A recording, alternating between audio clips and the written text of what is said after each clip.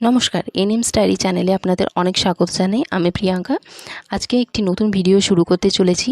আইডিএসপি অ্যাপে কিভাবে ঠিকঠাক করে ডেটা পুট করব। তো প্রথমে আমাদের আইডিএসপি অ্যাপটি খুলে নিতে হবে।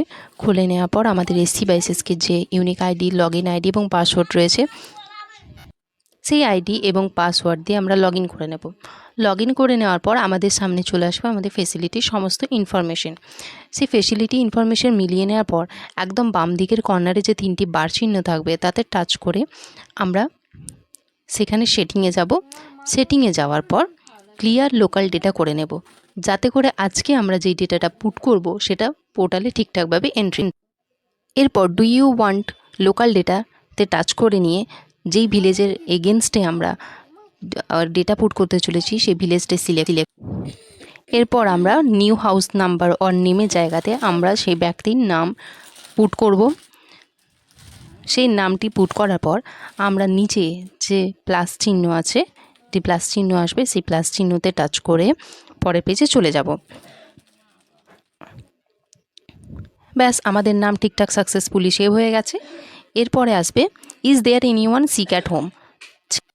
এরপর আমরা যে ব্যক্তির এগেনস্টে আমরা ডিজিজটা এন্ট্রি করতে চলেছি সেই ব্যক্তির নামটা এখানে লিখে নেব। এরপর প্লাস চিহ্নে টাচ করে নেব।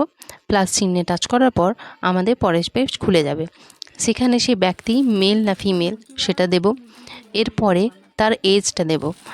তার এজটা কত বছর, কত মাস এবং কত দিন সেটা আমরা টাইপ করব।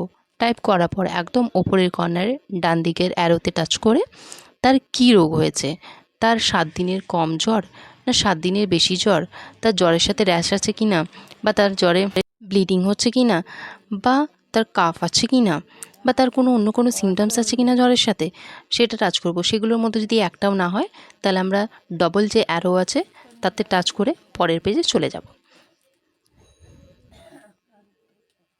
পরের পেজে এসে তার 2 সপ্তাহের বেশি কাফ আছে, তার সাথে জ্বর আছে কি না, 2 সপ্তাহের কম দিনের জ্বর, তার সাথে কাফ আছে কি না, এই বা তার লুজ ওয়াটারি স্টুল হচ্ছে কি না, 2 সপ্তাহের ব্লাড বেশি হয়ে গেল কি না, তাতে ব্লাড আছে কি না, বা loose watery stool without blood, সেটাতে টাচ করে পরের পেজে চলে যাব। এবারে এর মধ্যে যদি না পড়ে, তার আগের পেজে কিছু যদি না পড়ে, তাহলে হবে অ্যাকিউট ফ্ল্যাশিড প্যারালাইসিস হয়েছে কি না, তার স্নেক বাইট হয়েছে কি না, বা তার কোনো অ্যানিম্যাল বাইট হয়েছে কি না, যে কোনো একটি অপশানে টাচ করে আমরা সাবমিট ডেটা করব।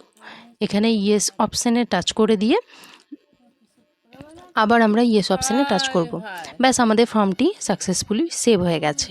এবার এটা করলেই কিন্তু ডেটাটা আমার পুট হলো না। ডেটাটা ঠিকভাবে পোর্টালে যাওয়ার জন্য আমাদেরকে এর পরের পেজে সিঙ্ক্রোনাইজ অপশানে টাচ করতে হবে। সিঙ্ক্রোনাইজ অপশানে টাচ করে ওকেতে টাচ করে আবার আমরা বাম দিকের কর্নারে 3টে বারে টাচ করব।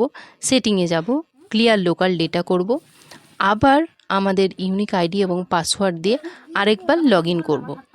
এই সবগুলি স্টেপ ঠিকঠাক করলে তবে গিয়ে আমাদের ডেটাটা আইডিএসপি পোর্টালে ঠিকঠাক করে উঠবে। না হলে প্রত্যেকেই আমরা এক সমস্যায় ভুগি যে আমরা ডেটা এন্ট্রি করছি কিন্তু আমাদের পোর্টালে ঠিকঠাক করে সেটা পুট হচ্ছে না। তো খুব অল্প সময়ের মধ্যে আমি ভিডিওটি দেখানোর চেষ্টা করলাম। যদি আপনাদের ভালো লেগে থাকে তাহলে অবশ্যই একটি লাইক করবেন, কমেন্ট করবেন এবং শেয়ার করে দেবেন। এবং যদি ভালো লাগে তাহলে পরবর্তী ভিডিও অবশ্যই আসবে। আজকের মতো এই পর্যন্ত। অসংখ্য ধন্যবাদ ভিডিওটি দেখার জন্য।